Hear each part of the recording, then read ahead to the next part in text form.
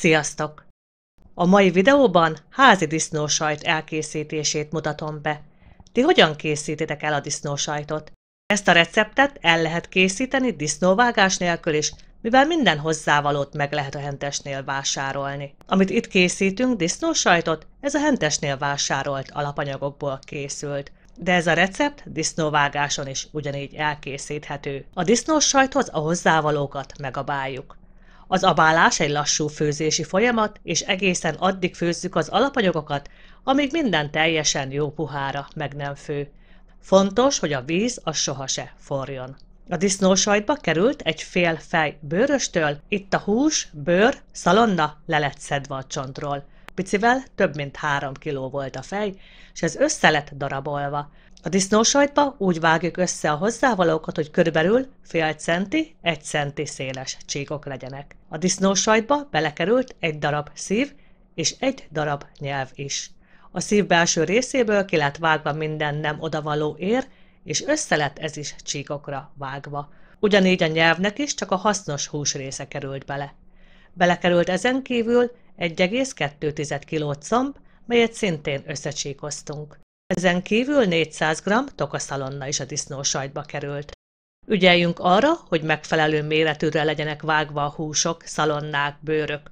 Ha túl kicsire van vágva, pépes lesz, ha túl nagyra, nem lehet kényelmesen megenni. Mikor mindent összedaraboltunk, akkor összekeverjük, majd befűszerezzük. A fűszert érdemes összekeverve a főtt alapanyagokhoz adni, én a videó miatt egyesével adom hozzá. Hozzáadunk 5 g borsot, 45 g csemege fűszerpaprikát, 50 g sót, 30 g fokhagymát. Az egészet alaposan összekeverjük, elkezdjük a tisztára mosott gyomorba tölteni, melynek egyik végére csomót kötünk. A gyomrot felénk úgy mossák ki, hogy csak a 2 végét vágják fel, és azon keresztül takarítják ki. Van, ahol felvágják és úgy mossák ki, viszont úgy varni kell, hogy be lehessen tölteni. A gyomrot megtöltjük, de nem kell nagyon megtömni.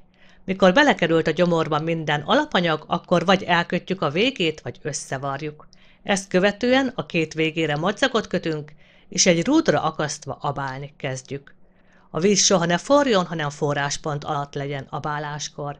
Hideg vízbe tesszük fel abálni a disznósajtot, mivel annak együtt kell melegednie a vízzel. Mielőtt vízbe rakjuk, tűvel egy pár helyen meg kell szurkálni, így a felesleges zsiradék el tud távozni. Akkora edényre van szükségünk, hogy a disznósajt teljesen víz alatt legyen, és olyan hosszú ideig főzzük, ahány kiló a disznósajt. Azaz egy 4 kilós disznósajtot 4 órán keresztül abálunk. Mikor megabáltuk, akkor préselni kell. Préselés előtt kicsit tűvel megszurkáljuk, majd egy tálcára tesszük, hogy a kifolyó zsír ne az asztalra csorogjon. Majd a disznósajtra súlyt helyezünk. A préselés lényege, hogy a felesleges zsíradék eltávozzon, és szépen szelettelhető legyen a disznósajt. Ezt követően el szoktuk vinni felfüstöltetni. Lehet közvetlenül préselés után is enni, de füstre téve finomabb és tovább eltárolható. A disznósajtot viszonylag rövid időn belül meg kell enni, vagy porciózva akár le is lehet fagyasztani. Köszi szépen, hogy velem tartottatok, sziasztok!